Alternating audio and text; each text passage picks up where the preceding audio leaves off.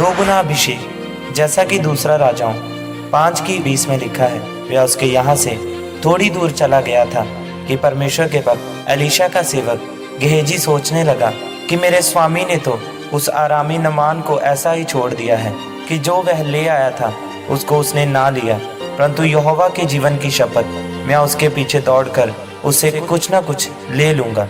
मेरे प्रियो, जब भी आप परमेश्वर के अभिषिक्त दास को देखते हैं तो आप अपनी चंगाई, बढ़ोतरी, गवाही, आशीष और छुटकारे को देखते हैं, लेकिन बहुत कम लोग अपने अगुए की उस आत्मा या मसीह को ग्रहण कर पाते हैं। जब हम बाइबल में एलीशा के सेवक गेहजी के बारे में पढ़ते हैं तो लिखा है कि जब एक शूनेमिन औरत का बेटा मर गया था तो एलीशा ने अपने दास गेहजी को कहा कि जा मेरी छड़ी उस लड़के के मुंह पर रख देना तो वह जीवित हो जाएगा, लेकिन रास्ते में जाते हुए किसी से बात नहीं करनी।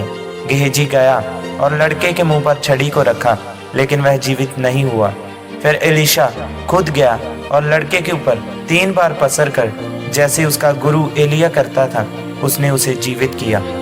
मेरे प्रियो, गेहजी उस लड़के को क्यों जीवित नहीं कर पाया? इस घटना के थोड़े दिन बाद एक नामान कोढ़ी एलीशा के पास आया। 10 की कार चांदी, 70 किलो सोना और 10 जोड़े कपड़े भी लेकर आया कि एलीशा उसके लिए प्रार्थना करे ताकि उसका कोढ़ चंगा हो जाए। लेकिन एलीशा ने उसको कहा कि यरदन नदी में जाकर 7 डुबकी मार तो तू कोढ़ से चंगा हो जाएगा।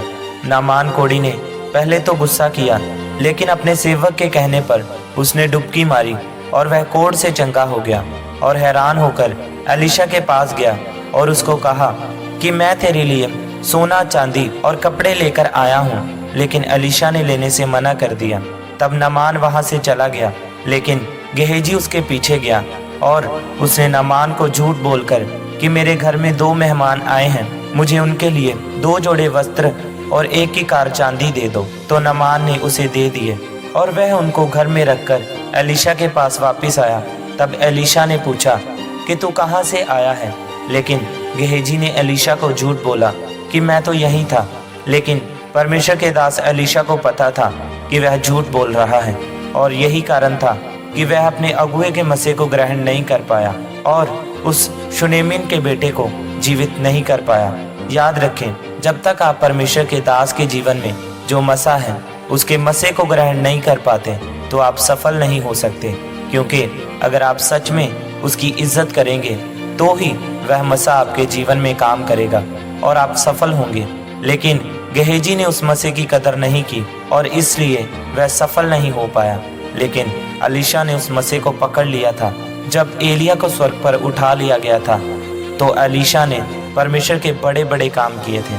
मेरे प्रियो, आज कोई राजनीतिक नेता, पास्टर, मसीही या एक व्यापारी क्यों ना हो, परंतु उसको यह नहीं पता कि मेरी सफलता का राज मेरे अगुए की आत्मा या मसा में है। अगर आप उस मसीह को ग्रहण करने वाले हैं तो आप सबसे ज़्यादा आशीषित और सफल पास्टर होंगे, सफल नेता होंगे। आज लोग चर्च में सेवकाई में तो आ जाते हैं, लेकिन उस मसीह को ग्रहण नहीं कर पाते जो उस चर्च के अगुए के जीवन में है।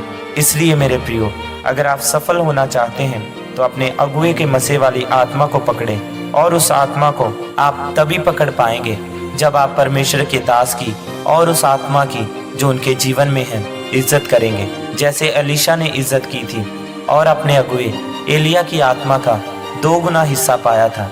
आमीन।